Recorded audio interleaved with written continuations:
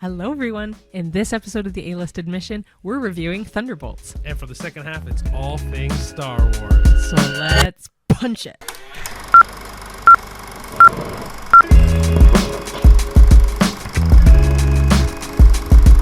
Hello, everybody. Hi there. And welcome to a new episode of the A-List Admission. Welcome. I think we're on episode 18 now. I know we weren't keeping track. I was not keeping track. I have to keep track because when I upload the podcast, Yeah. I have to number them and everything. File name, yeah. Yeah. But, I mean, I think we're on episode 18 now. And we're wearing matching sweaters. Oh, yeah. So, little background knowledge between me and Cheyenne is we both worked at Starbucks. Cheyenne actually got the job first, and then she got me in it. Starbucks is kind of in our blood in a weird way. Well, what you were going to say was, if anyone's curious, this is a coffee plant because it's a Starbucks sweater. Yeah. Because I was like, that's just a random fun fact unless you mention this way. Fair enough. The reason why I mentioned it also is because on the arm it says Starbucks, and so that's why I'm like, oh, people can see it. It's also really like pale, but whatever. Yeah. Anyway, awkward matching couple. Yeah. I actually hate those kind of couples, but whatever. Yeah. Today, not so much. But yeah, thank you guys for joining us on this podcast. For anybody who, I guess, celebrates it, May the 4th be with you. I know it's going to be the 6th when this comes out. I know it's going to be the 6th when this comes out, and we're recording it the 3rd, but May the 4th be with you, or what I like to say, Revenge of the 6th, which is I prefer Revenge of the 6th over Revenge of the 5th. I get both meanings. I prefer 6th. It sounds more closer to Sith. Well, spelling is closer for sure. 6th, 5th. No, like Sith and 6th, you just take the X out and it's Sith. That's why. Thank you. I agree. Yeah. But people have fought me vehemently on it. Vehemently, I think. That's whatever. Lame. Anyway, vehemently. People have fought me desperately on this as if I'm crazy for thinking that 6th is a better fit. But yeah. But yeah. Sorry. So first things first. Movie news. Before we go into Thunderbolts and before we go into Star Wars and all that fun jazz, there's something I brought up to the Cheyenne before the podcast started. That was that Oscar rule that we talked about last time. So one of the things, if you didn't watch last week's episode, the Oscars have changed it now where everybody who's voting in a category has to watch every movie in that category. So we were like really happy about it because then that means people are finally going to get their chance to, or like the voting process is going to be more proper now because like movies will actually have a chance to win. Or so we thought, because, and it's been reported online already, but so some Oscar people have come out, the people who vote for the Oscars have said what they're going to do to circumvent the new rule is to, I guess they do it on a link or like an app. Mm-hmm. They'll play it and put it on mute or play it and leave it at a different tab. We could also like fast forward it, I guess, too. I don't even know. Or would that count? I don't know if that's a possibility. But well, either way. So the people who vote, some people are going to circumvent it that way. That's I think horseshit. It's so stupid. Just watch the damn movie. It's like you're literally getting paid megabucks to watch this.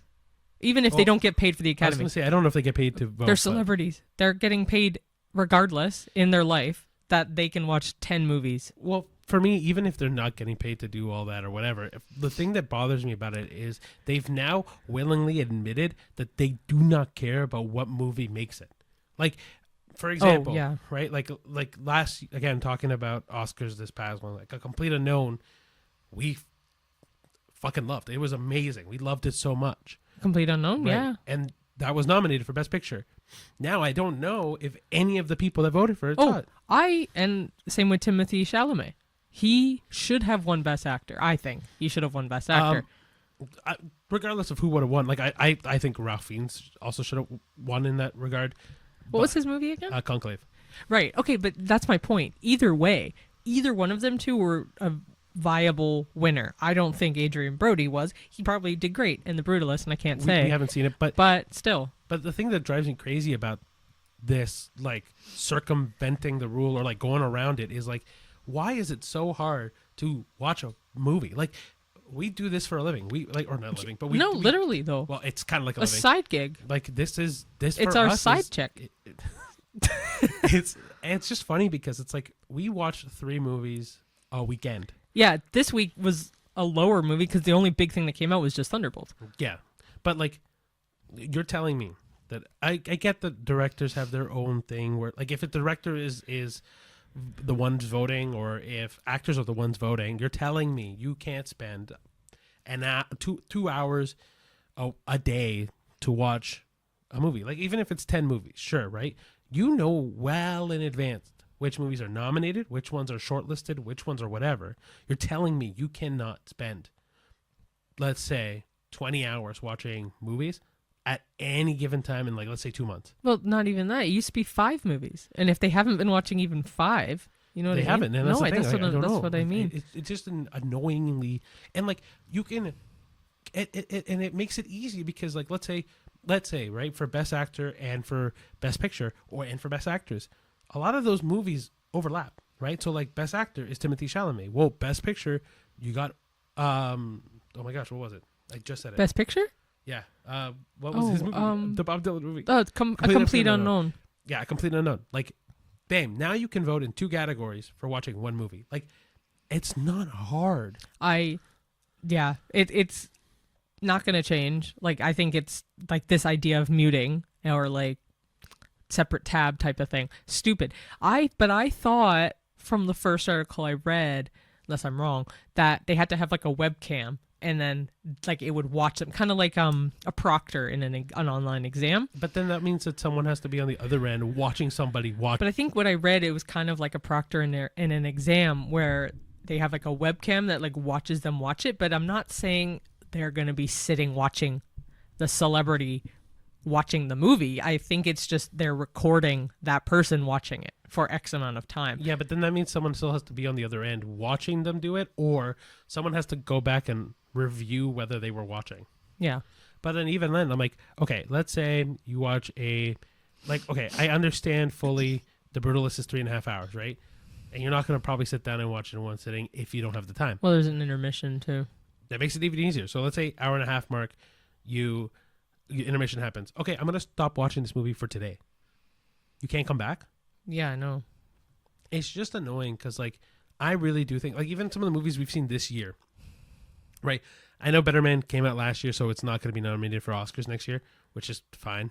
It was nominated last year anyway, or for this season's Oscars. But was it? Yeah, remember it was best. It wasn't Best CGI. Picture. Yeah, it was something like that. Anyway, irrelevant. Yeah, we've seen some really good movies. Like, even if we go into Warfare, I think will be nominated for some Oscars. I think it'll be more cinematography than Best Picture, but let's say, or film editing. But let's say Warfare, right? Like, I think Warfare has a chance to win a couple big Oscars. Yeah, and if somebody just doesn't watch it, that's heartbreaking. Yeah, because that movie is so good. Yeah, and people have now lost it. Or like Sinners. I know but Sinners is probably going to be more mainstream. People are going to see it more. But like, I think Warfare is probably not going to be in the mainstream. It's just so upsetting. Yeah, and especially because we're both movie lovers, so we'll go and see whatever movie. But like, if directors don't want to watch it, if other people don't want to watch it, man, get people like us. Like, I'm not saying even us. Like, I'm saying get people, fans of movies, the people who spend the time to go watch them in the theater, the people who spend the money to go watch it in theaters. Like, get them to vote, because I feel like that they would have the more true reaction to who deserves to win. Who, like, I don't know. It just to me, it hurts the films so much by admitting that voters do not give a shit. Yeah. Because now to me, the Oscars are like worthless. Yeah. It's just heartbreaking. Sorry, I know. That was a long tangent for the Oscar vote, but anyway, we'll go back to our normally scheduled programming.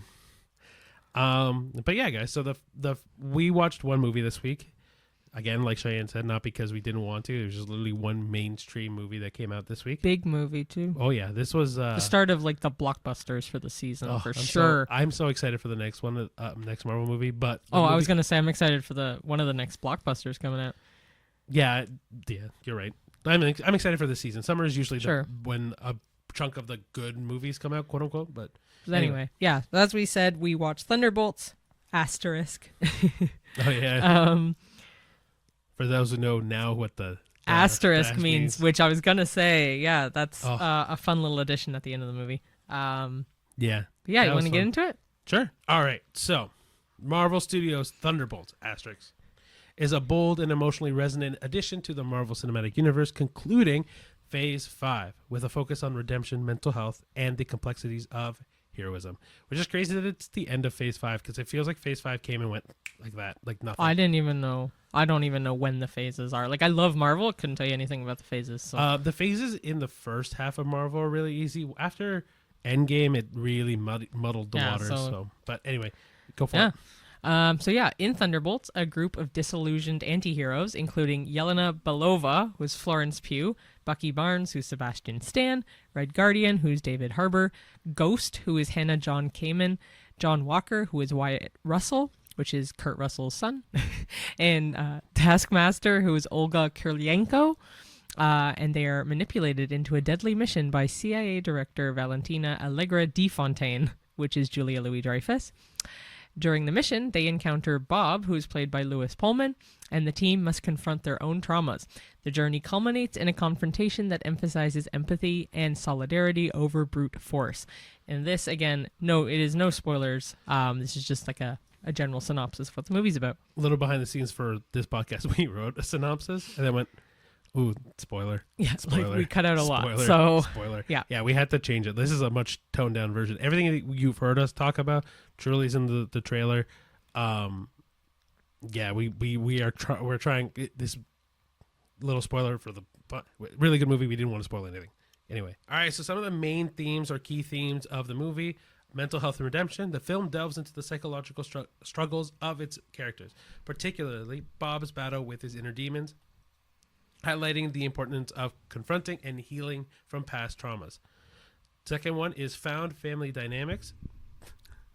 The Thunderbolts, initially a group of misfits, evolve into a supportive unit, showcasing their strength found in chosen families. Critique of authority through De Fontaine's manipulations. The narrative examines the abuse of power and the consequences of an unethical leadership. So, in a little bit of like production details, I did forget to mention earlier, but it was directed by Jake Schreier, who I don't think I've heard of, at least for a Marvel movie. I'll be honest with you, I haven't heard of him either. So if there is a movie that he's done that is mainstream, it'll be on the YouTube video. I'll put up posters and stuff like that. So it's 126 minutes, which isn't actually too bad. It's very average for a Marvel movie. And as we mentioned, it was released May 2nd. We saw it May 1st. May 1st. Ha ha ha ha. Actually, fun thing about the release of that movie, in Toronto, which drives us nuts. Julia Louis-Dreyfus came out and in theater, in person, and surprised people, and we were so upset because we've actually seen 2 movies there in the last, I want to say maybe month, and one only a couple weeks ago in that exact theater. So we just missed De Fontaine. Emphasis on De Fontaine when you watch the movie. Seinfeld fiends like me, Elaine, and it's so annoying because we would have loved to see Julia Louis-Dreyfus. Oh, it's so annoying. And her assistant with the name I don't know, but that's fine. Yeah. So as far as critical reception is concerned, Thunderbolts has been praised for its character-driven narrative and exploration of complex themes. Critics have noted its departure from traditional superhero tropes, offering a more introspective and emotionally grounded story. Mm-hmm. The film's unique tone has drawn comparisons to A24's cinematic style, emphasizing its focus on personal struggles over grandiose battles. We should also mention there is a mid-credit scene and a post-credit scene. Obviously, fat chance are we going to be explaining what they are, but stick around for the very, very end past the credits. We literally cannot even touch it because, like... Well, the mid one is just funny. And it's the mid one is not really a major but thing. But the post one, stay. Yeah, we literally can't even... Like, I was like, ooh, maybe we can give a hint, but we literally can't. It'll just spoil too much. Anyway, Thunderbolts stands out as a compelling exploration of flawed heroes seeking redemption, offering a fresh perspective within the superhero genre. Low-key, the way that sounds reminds me of Suicide Squad. Well, a lot of people actually thought when they saw Thunderbolts was, oh, this is Marvel's version of Suicide Squad. Yeah, low-key. Which it kind of is, but, like, this is done way better. Well, yeah, because it's Marvel. No. I'm not saying that. DC, you want to hit us up. I'm down. But, like, this movie was so good. I was so happy with it. It felt such a nice return to form for Marvel movies. Yeah, definitely. Because what was the Marvel movie that we saw earlier this year? Even With Phoenix. Captain America. yeah, Captain America was really good as well. But like, you mean Falcon? No. Phoenix? There's not a Phoenix. Is his last name Phoenix? No. Maybe I'm thinking of Joaquin Phoenix's name. Does he have a name that's like Joaquin Phoenix? Yeah, the actor's name is Joaquin. Is it? I mean, yeah. Oh, I don't know. But Okay, anyway, whatever. yeah. This year to me, it seems like the year Marvel decided to really kick back because both movies have been so good so far this year. Like Captain America: Brave New World has been really, really, really good. I know people have kind of poked holes in it a little bit now, but I think it's just I loved it. really good. And I thought this was no exception. I thought this was very funny, but not slapstick funny. It was snarky funny, and Bucky looks great in this. But I also think, like, truly, this movie does a lot of like kind of like the critical reception part. It really looks in on these heroes, these heroes, because they're just full of, and I think that's what makes villains compelling, is that there's a lot of background to them to why they became villains, right? Like, these people aren't not to say that these people are all villains, but it's just really cool to see this movie really take a backseat to like, big action sequences, and like it's really internal, and it's really good. Yeah, it's very internal, especially the relationship with Yelena and Red Guardian too. But even Yelena and Bob, they have a really strong connection too, and it's this movie's good. A lot of people are calling Bob Loki 2.0.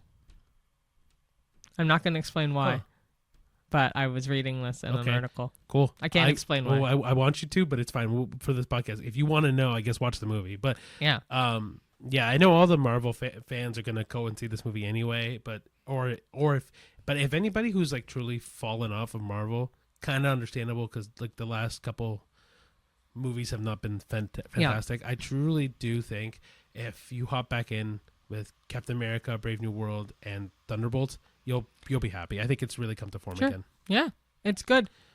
Rating. Rating. Oh my gosh, I didn't even think about a rating. I'll do 8.5. No, actually 7.5. I'll do 8.5 then. I was like, I'm in the 7.5. No, because again, I'm thinking back. Again, I'm thinking back on the other movies. I'll say 7.5. I gave it a pop, so. Which, go on Instagram, TikTok, YouTube Shorts to watch our Pop and Flop series. I still love them. Pop or Flop, yeah. But yeah, I'm gonna give it an 8.5. I mean, I know it's probably a little bit more biased on the Marvel side because I just love Marvel stuff. But at the same time, I think this movie is truly just enjoyable. I didn't look away from the screen at all. Some of the art, like not art, but like some of the styles it's hard to explain really without spoiling it. But like some of the scenes, the action sequences, but also even the more like dynamic scenes in it are just really, really well done, like really shot well. And I think it's just compelling to watch. I really do like it, and it just sparked a lot of joy in me going, okay, I'm really excited for the next one, and obviously Avengers Doomsday that comes out next year, I'm now more excited for as well. So yeah, one last thing before we get into our All Star Wars. We were talking about post-credit scenes and stuff. We forgot to mention that we didn't realize in Sinners from, was it last week? Yeah, last week. Yeah, that there was it. Yeah, it was last week. In a previous podcast episode, we didn't realize there was actually a post-credit scene in Sinners. So if you have not seen Sinners yet, stick around for the very end after the credits roll. And if you have seen it already, one, go see it again, because we're planning on wanting to go see it again. But two, there's probably someone who has posted the end credit scene online. But yeah, there is one. So stick around for that if you have not seen it yet. Cool. All right, guys. Now, all things Star Wars. Like I said, may the 4th be with you. May Revenge the 4th of the be with 5th, you. Revenge of the 6th, all that good stuff. But one of the reasons why we wanted to touch on Star Wars is, one, obviously, May the 4th. But two, me and Cheyenne have been kind of in the background, hardcore watching all the Star Wars movies again. And not for this reason, just we really like them. Yeah. No, I've been a Star Wars fan for a really long time. Cheyenne is more recently into it.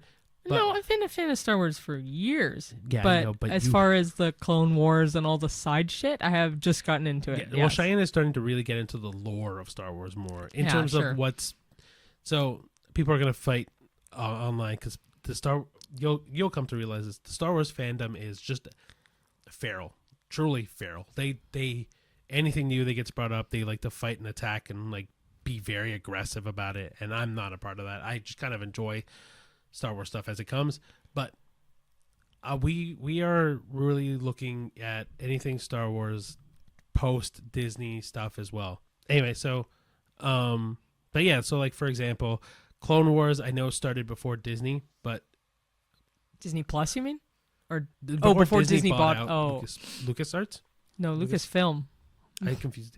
LucasArts is the video game section. Oh. That's why I get confused. Anyway, but before Disney bought out Star Wars and Lucasfilms and all that, I know Disney kind of axed a lot of the comic book stuff and like changed a lot of things, and so Disney has taken everything from the original trilogy, prequel trilogy, Clone Wars, and onwards. Okay. Cool. So Cheyenne is starting to learn more about it, so I'm really excited because I love all things Star Wars. So yeah, I mean, and Clone Wars was great. So we finished Clone Wars. I think the last time we talked about Clone Wars, we were still watching it. yeah, So we finished the first season now of Rebels, Star Wars Rebels. So now we're into the second season. Yeah, so, which I really like that series. So too. I should ask Cheyenne this, and it's going to be more of a question later on as well. But how do you think about Ahsoka? Of the TV show or the character now? The character now. Because I'll definitely enjoy the show more now. The Ahsoka show. Yeah. I like her as a character. I think she's great. Yeah, because if you've never seen Clone Wars or Rebels or whatever else she's in, or Mandalorian or Ahsoka the show, you don't know Ahsoka. Ahsoka's never been in any of the movies. I had watched the Ahsoka season 1 before watching any of that. So I mean, I liked the show because it was Star Wars, nothing related to her. Now I like it. Yeah, but it's you miss out on a huge thing. I know a lot of people. So let's go into Clone Wars because Clone Wars is such a big part of Star Wars lore that not a lot of people know about. But Clone Wars to me saves the prequel trilogies 100%, because the prequel trilogies suffer from a lot of like, you don't see Anakin turn really, right? Like in episode 1, the recruitment of Anakin, you don't see anything like that. Episode 2, Anakin's starting to get there, but nothing crazy, right? But then the Clone Wars start, and then the third episode comes, the Clone Wars end, and then everything goes to hell. And the show itself, the Clone Wars, really fills in the gaps of seeing how Anakin goes from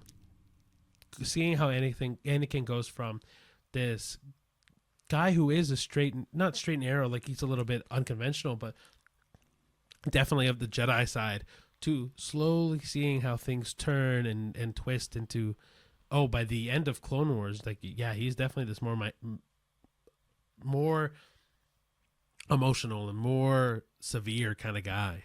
Yeah.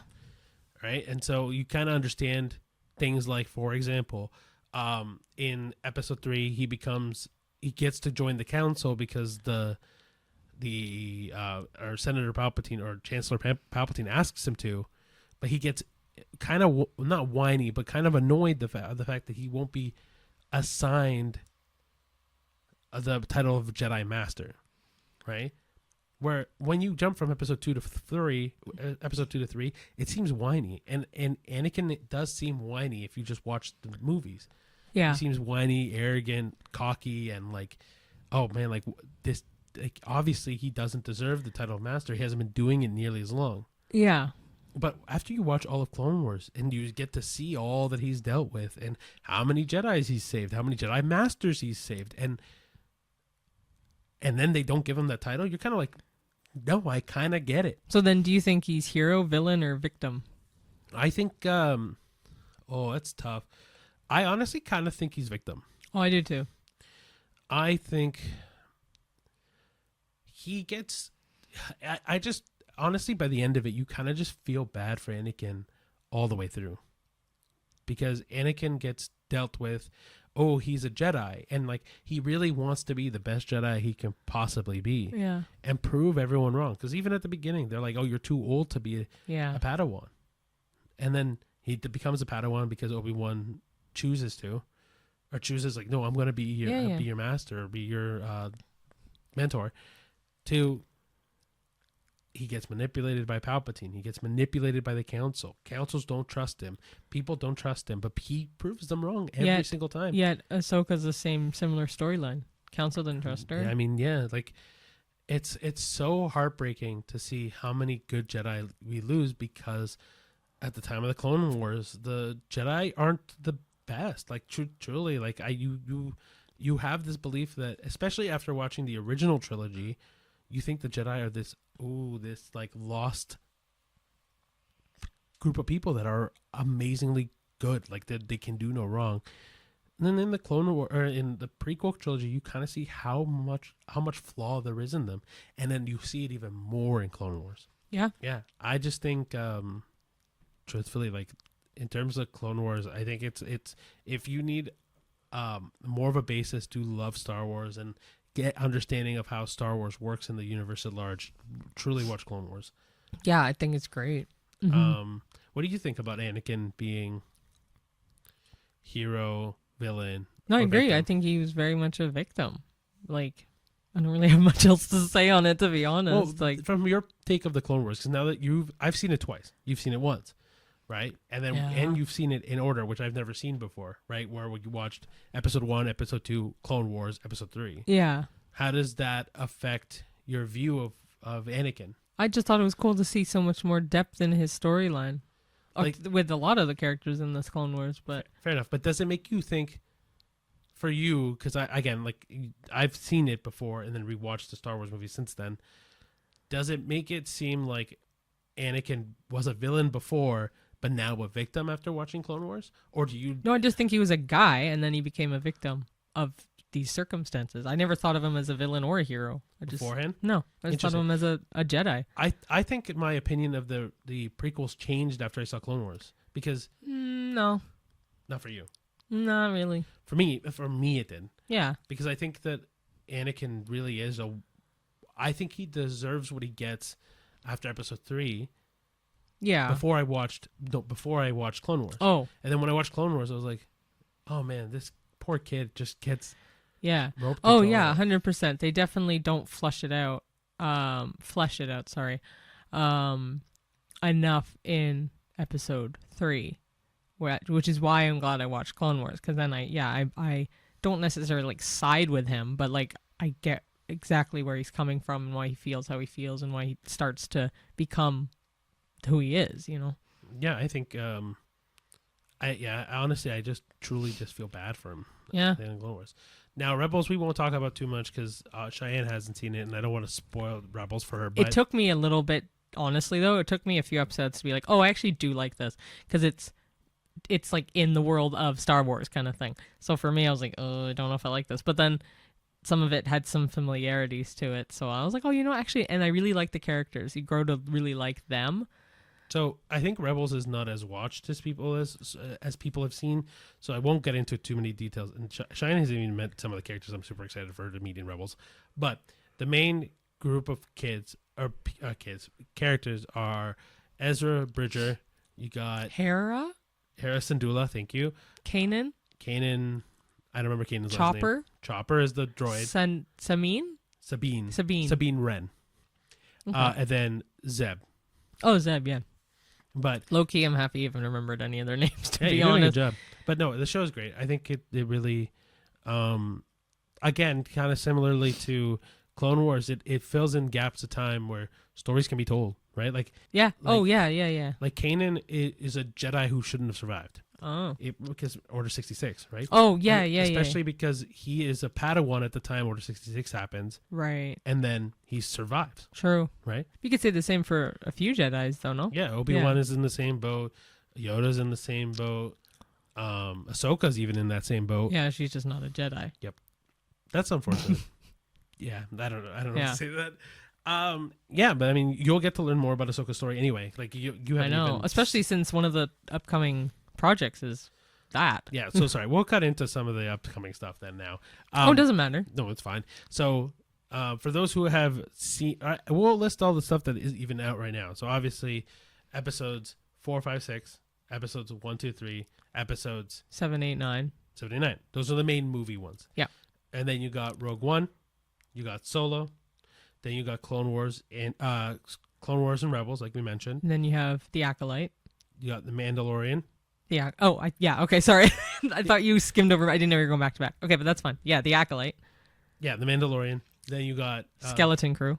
Then you got The Book of Boba Fett. Ahsoka. Then there's more, definitely more. Oh, Andor.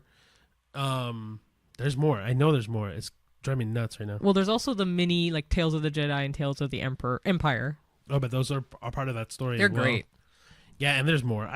For whatever reason, my brain is blanked. Those are some big ones though to keep in mind. Sure, but then even so, I also looked online to see what other projects are coming up. These are all projects that are either A, confirmed and have a release date, or 2, are in development. There's a bunch that are rumored to come out. There's a bunch that are canceled. But I just copied the ones that are definitely in development right now. And you forgot one of them, Visions. Oh, yeah. Right, Visions. But Visions is a interesting thing. We'll get to it in a second. But anyway, so Star Wars Andor Season 2 is already out. Came out April 22nd. Tales of the Underworld comes out for you guys 2 days ago. Well, it comes out May the 4th. Yeah. It like very apropos though. May the 4th being Yeah. here. Star Wars Visions comes out October 29th. The third season, Yep. yeah. Now, the one we're excited for. Jon Favreau's The Mandalorian and Grogu movie comes out May 22nd, 2026. Maul, Shadow Lord. That comes out 2026. And, It's a series, yeah. I'm so excited. I love Darth Maul and the twists and turns his character goes through. Star Wars Starfighter comes out May 28th, 2027. Is that a show or a movie? I think that's a movie. So- Actually, I think that's a movie. Okay, only reason I'm not sure is because in the list that you did acquire, thanks to IGN, some of the things on here say movie and some say series and some don't say anything. So I'm Right. just curious. No, that's fair. Ahsoka Season 2, that's in development. Actually, the rest of these are going to be in development. Thank you. Taika Waititi has a Star Wars movie coming out. James Mangold has a Star Wars movie coming out called Dawn of the Jedi.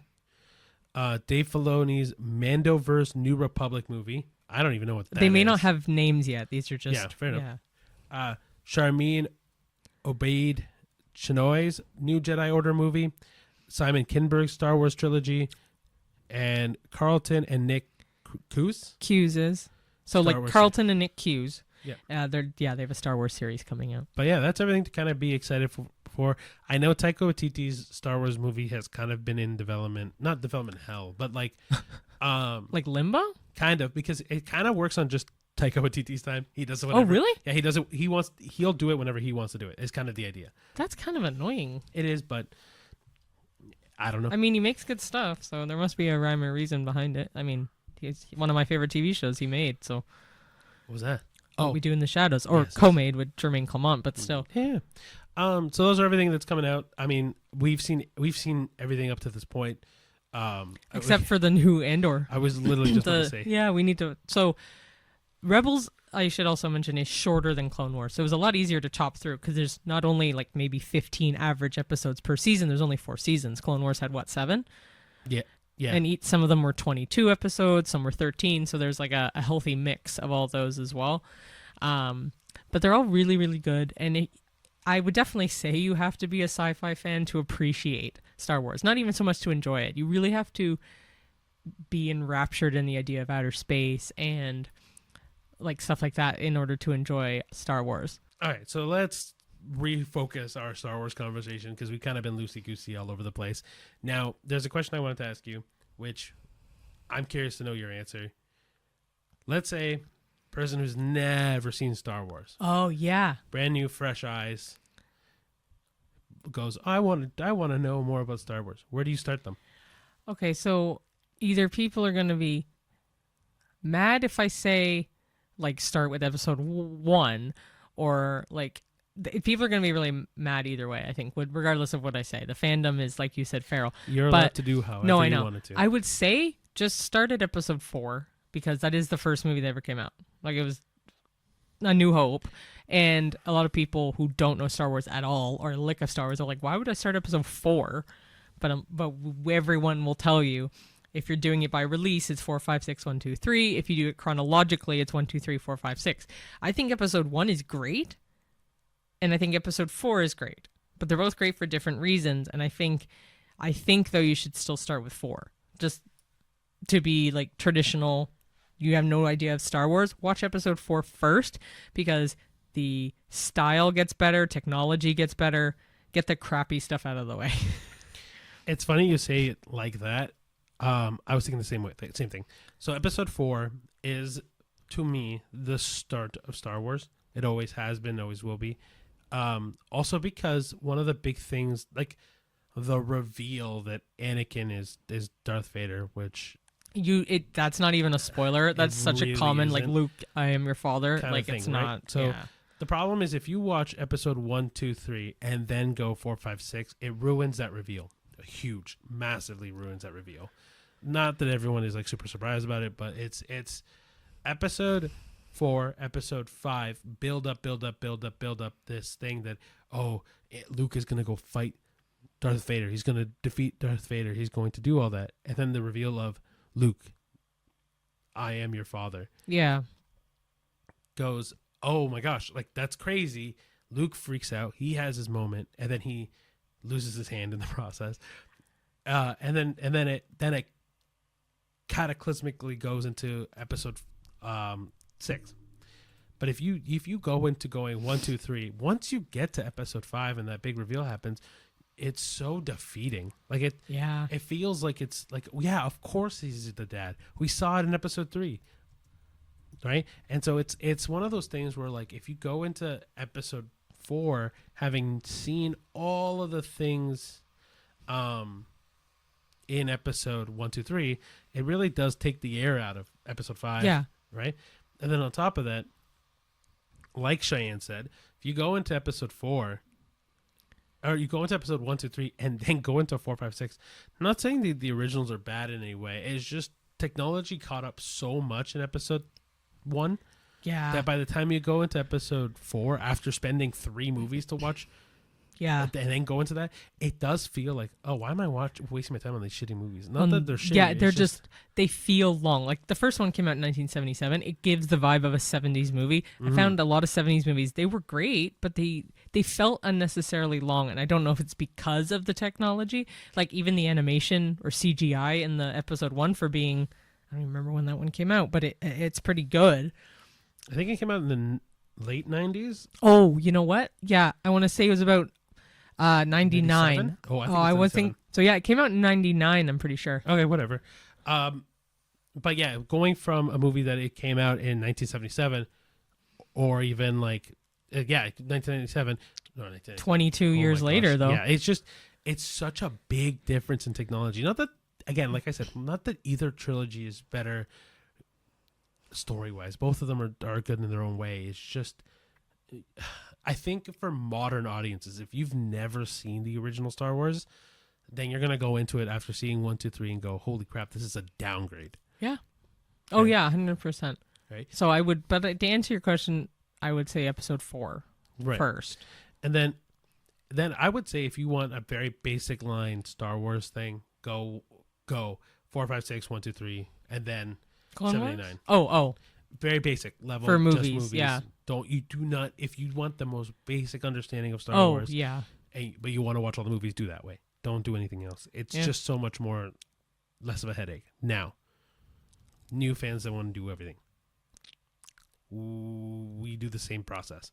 We go 4, 5, 6, then 1, 2. Pause, and then do Clone Wars. Then do 3. Yeah.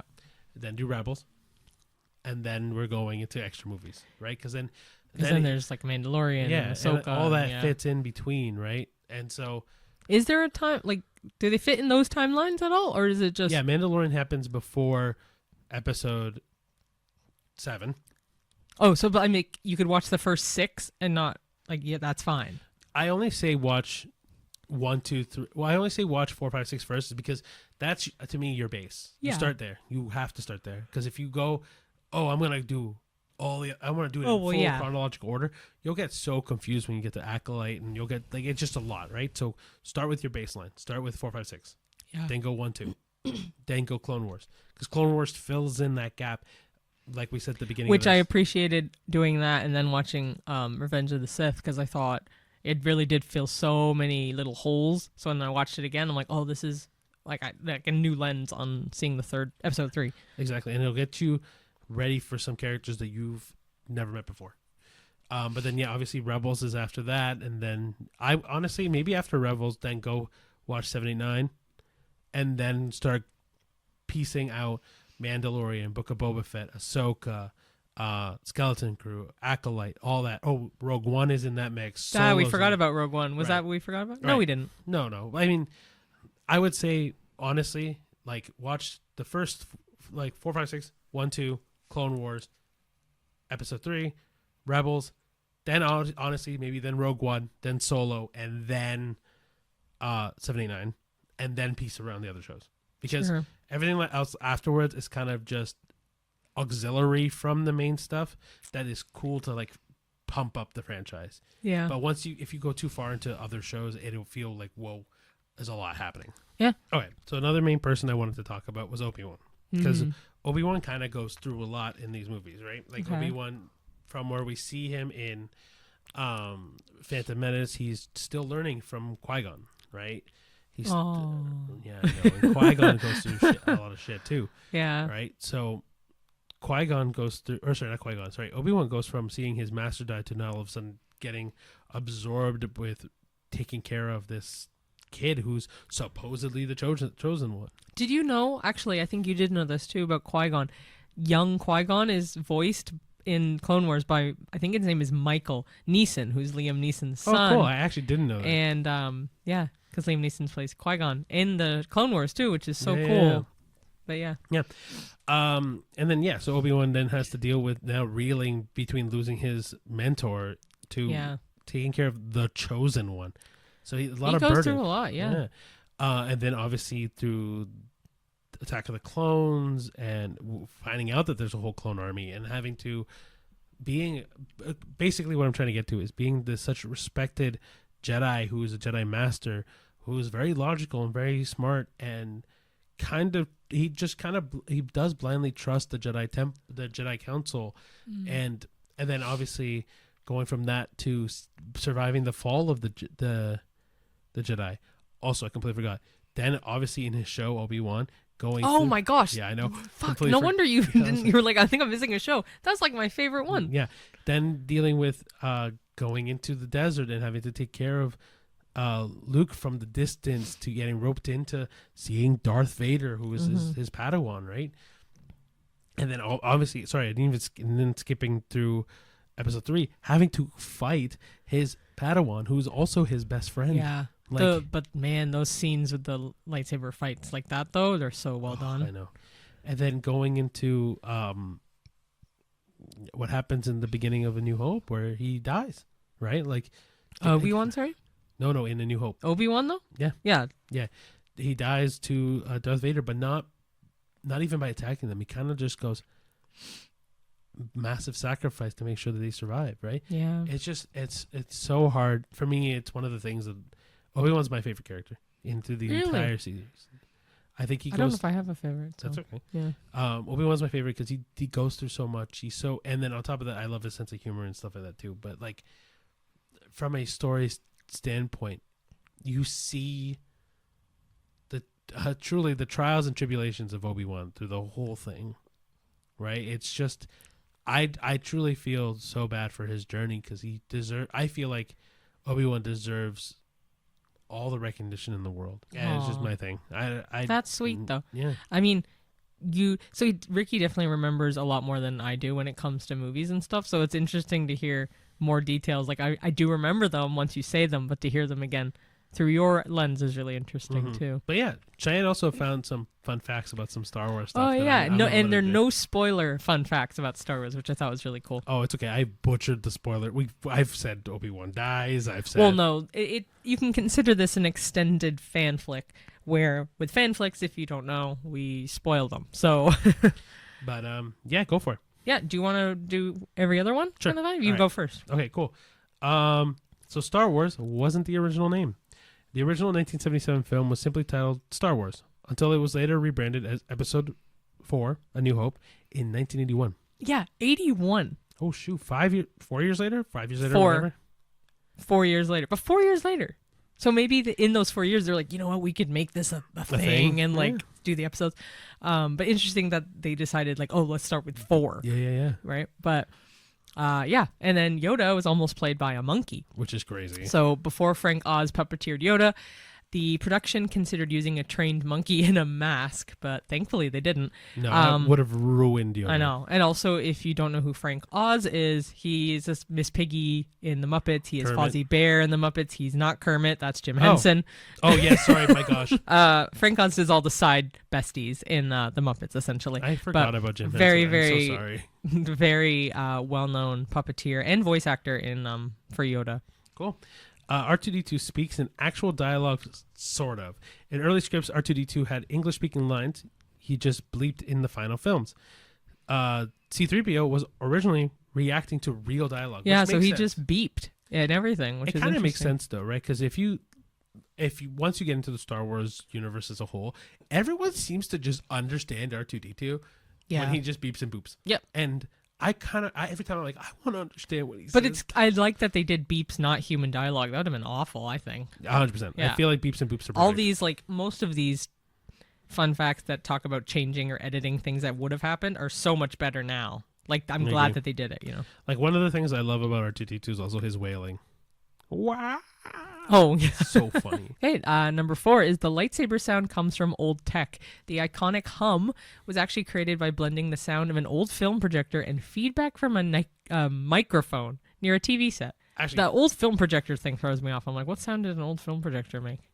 Like the real? Like that thing? probably. Hmm. Fun fact also, if you look at Luke's lightsaber, it's... I wish I remember what it was. It was like, it's a piece of old, like a part of an old machinery that they had on set that they just Really? used as a That's lightsaber. funny. Yeah, Like yeah. for the whole movie too? Oh yeah. Or As soon as just they, the first movie? well, they used it in the first movie, and then from then on, that's his lightsaber. Oh, that's so Yeah, that's it's really cute. cool because it's one of the weird things where you can actually even find the original part online and all that stuff. Cool. Chewbacca's voice is a mix of animals, like a bunch of different animals. His signature growl is a mix of bears, walruses, lions, badgers, and other animal sounds combined using sound design. Next fact is a very well-known fact, but I have a bad feeling about this. Is a running gag in nearly every Star Wars film. It's kind of like a galactic inside joke. Is I have a bad feeling about this, or a variation of that line. But it's a very, very common thing. Almost every Star Wars thing has it. So It's kind of funny that so we record an intro. You would have already seen the intro. Originally, the quote that I wanted to use was, "I have a bad feeling about this." yeah. Yeah, But we did another one instead, which is exactly. in the Star Wars world. So The Millennium Falcon was inspired by a hamburger. That's crazy. I didn't know this. The ship's design was loosely inspired by a hamburger with an olive on the side, the cockpit. That's so funny. But I have to think of the Millennium Falcon. It doesn't remind me of a hamburger, but it was loosely inspired. So I'm like, they probably just saw Big Mac, Yeah, like, but oh, it's so- Falcon. Like, But it's so funny. yeah. Anyway, Ewoks don't speak a real language, but almost. Their language was inspired by Tibetan and Kalmyk, chosen because they sounded unique but still expressive. Cool. They just look like fuzzy teddy bears to me. The stormtroopers keep bumping into things for a reason. The armor was famously clunky, and many of the bumping into door moments were not scripted, just left in for charm. That's so Which funny. actually, you can see one. There's one clip in the original episode 4 where the clone worker, oh my gosh, a stormtrooper is walking and literally hits his head on one of the doors. Really? Yeah, I remember that. Clone Worker, I guess, kind of works too. I mean, again, spoilers for the whole Star Wars series. The clone troopers in the prequel series turn into stormtroopers in the... With the Order 66. Exactly. Yeah. And last but certainly not least, NASA has used Star Wars in real missions. There's a satellite named the Death Star and a project called Project Jedi. So even science can't resist the Force. That's brilliant. That's so... I love the fact that they've named a satellite Death Star. That makes me smile. Honestly, it like makes me happy, but also for whatever reason, it makes me very nervous. Yes. Oh, same. Probably like Dave Filoni's like, why'd you do this? Now, actually, we should speak about Dave Yeah. Filoni because, so obviously George Lucas is the brainchild of Star Wars and has always been the brainchild of Star Wars. He's the guy that has definitely come into terms of like episodes 4, 5, 6, 1, 2, 3, and a lot of the residual stuff. Now, if you want a guy who is basically the Star Wars child or like the chosen one in Star Wars, The golden child, essentially. yeah. But I like to think of him as the man behind Star Wars of modern time. It's Dave Filoni. Dave Filoni is the man that is behind Clone Wars, the man that's behind Rebels, the man that's behind Jon Favreau and The Mandalorian. Yeah. He also, funny enough for me, Yeah. was a director on Avatar: The Last Airbender, Including the premiere of the whole series. Yeah, Which is really cool. And he was only 3 when the first Star Wars movie came out, which is really crazy. But he is the man. Like, I think when you think of Star Wars, it's impossible to think of Star Wars without, obviously, 1, George Lucas, and obviously 2, Dave Filoni. Yeah, he was supervising director on the Clone Wars. And another show that we forgot about was The Bad Batch, Oh my which he gosh. also did. Again, there's a lot of stuff that we haven't mentioned. Go check Disney Plus would be the best place to look for anything Star Wars because they do it in batches, not bad bugs though, but in collections. You can find everything that way. But yeah, Filoni only joined in 2005. He joined Lucasfilm, so it's been 20 years though. Yeah, but he's the guy. So he's the guy that if you have any questions about Star Wars, he's the man. Like, He's now the chief creative officer as of 2023 for Lucasfilm. yeah. So if you think Kevin Feige for Marvel, Dave Filoni for Star Wars. But I also want to say, like, for Dave, he's been the one that has mentored a lot of people through this process. Like, one very prominent person that I think of every time I think of Star Wars in the world. I didn't get a chance to pull it up, but if you ever watch Freddie Prinze Jr. talk about Star Wars, he talks about Dave, and it's really impressive to watch. I know, I do want to look that up. But also, another person is the gentleman who voiced Maul in the Clone Wars. Also talks super highly of him. Like, those two people, Of Dave? Yeah, but those two people I would say are the most influential people when you talk about Dave influence to Star Wars. Well, I was reading a bit more about Dave Filoni, but the thing he is currently developing is what we had mentioned, but it's a live-action Star Wars film set during the New Republic era, and it's going to culminate the interconnected narratives from The Mandalorian, The Book of Boba Fett, Ahsoka, and Skeleton Crew, focusing on the conflict between the New Republic and Imperial remnants. Which is very exciting. I know. And then we had mentioned Tales of the Jedi and Tales of the Empire. His most recent Star Wars entity is Tales of the Empire, so it is on Disney Plus. They're really great. They're like under 15 minutes an episode, and there's only I think like 6 or 8 episodes. Well worth watching. Kind of gives you backstories on 2, more notably 2 not Siths, but characters in the bad side. But yeah, like, I don't know how much more we can truly say about Star Wars Other than like, just if you really want to know more, watch it. Watch the movies first. But and we didn't really go into detail about like every single movie. Like, No. we actually didn't even really get into talking about the sequel trilogy, which with Rey and Finn and Yeah, no, that's a whole other thing. We're trying to get to not the bare bones, but like the classics. What would our recommendation be to watch Star Wars as a complete newbie, not knowing anything? But I still think you have to have some love of science fiction to watch them. Of course, if you don't have any love for science fiction, But don't think of science fiction like Aliens or that kind of like. I mean, they're a start, right? Like, if you have an interest in Alien, maybe start spreading your wings into finding other things. So like, even No, I don't mean the movie Aliens. I mean Alien? the green cartoon I completely alien. disagree, because Star Wars, you get to see a whole bunch of different races of aliens. You do, but I don't. I'm Not your comparing it to standard- like a standard big black eye green Yeah. shaped alien. Those kooky ones. It's Not not, e- so not much even that like if you have an interest in Close Encounters of the third kind. Thank you. I knew I was going to screw that. What were you going to say? I don't know.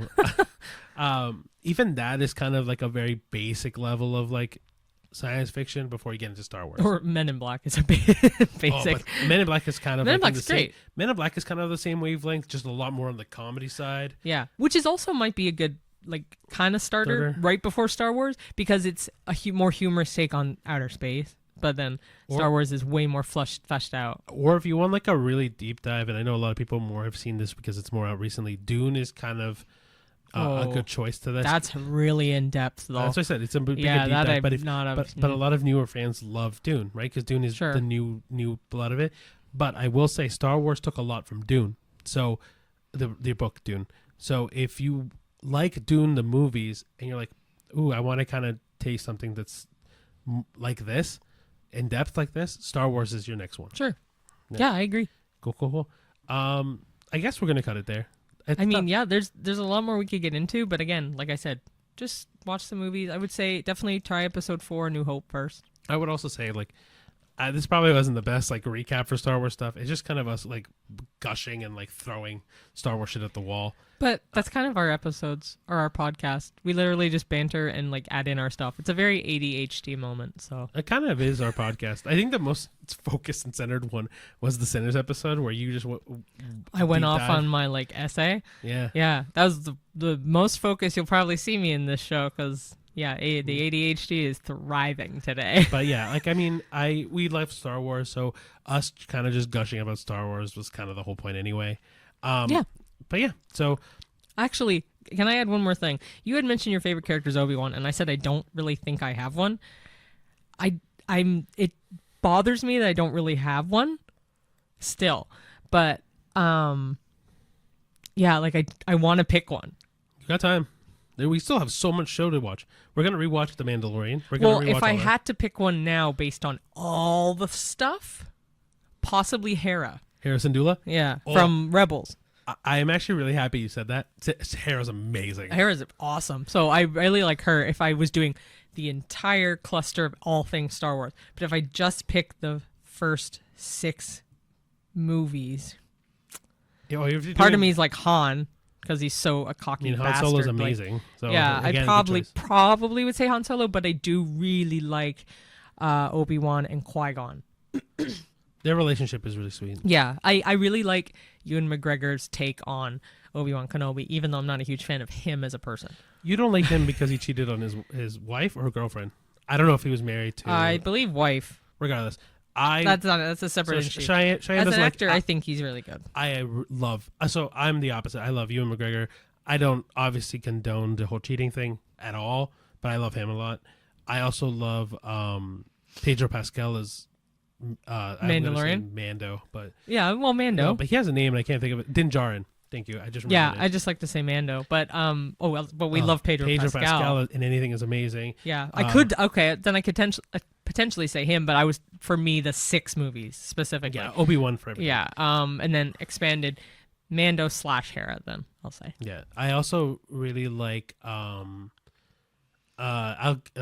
Cheyenne's not really seen Kanan too much. Not yet, but I like him. I like most of the characters in Rebels, so there's a lot more. There's but so much. We'll cut it here. Yeah. Anyway, before we go too far, please watch Star Wars if you're interested at all in it. It's a lot, I know, but start with the movies, then go outwards. Yeah, and then. But yeah, we'll wrap up now. So, thank you so much for watching our podcast. If you want to watch more, there's a whole whack of them on YouTube. If you want to see our pretty faces. Or TikTok, Instagram, YouTube Shorts also has our pretty faces, but a lot shorter of a video. If you want to listen to our beautiful voices, Spotify, YouTube has podcasts, Apple Podcast, iHeartRadio, wherever you get your podcasts, you can listen to all of that. You want to connect with us, it's Facebook, Instagram, YouTube, TikTok, Threads, Twitter, what else? LinkedIn. Not LinkedIn. Oh my gosh. You keep saying LinkedIn, but it's Letterboxd. Letterboxd to watch all of our reviews wrapped up in a very nice box. Not even watching it. It's just literally a visual 1 to 5 stars. Our log of movies over the last few months. But yeah, guys, if you have any opinions on obviously Thunderbolts or any of the movies we watch, just remember what we say on here is just our opinions, but we want you guys to interact with us. Let us know what you thought about I almost said Rebels, of Thunderbolts. Let us know what you think about Star Wars as a whole. What is your favorite Star Wars movie? What is the one you like the least? What is all that fun stuff? Like, for example, my hot take on Star Wars is The Last Jedi is the best of the sequel trilogy. Just a quick thing. Not The Force Awakens? No. Okay, that's a whole separate issue. Yeah, anyway. But please engage with us, guys. We want to talk to you. Yeah, and if you leave hate comments, we love them. We kind of laugh it off. True, we definitely laugh it off. But we also really like love comments, so leave Love the comments love, spread the love, spread the joys, and Also- we're not forcing you to do it. Ooh, well done. Ba-doom. Also rate us 5 stars on Spotify, because that helps the podcast go. Share them with your friends, your family, your enemies, your lovers, the whole bit. And then, most importantly, guys, we will See you at the movies. see you there. Bye. Bye. May the 4th be with you. May the 4th be with you.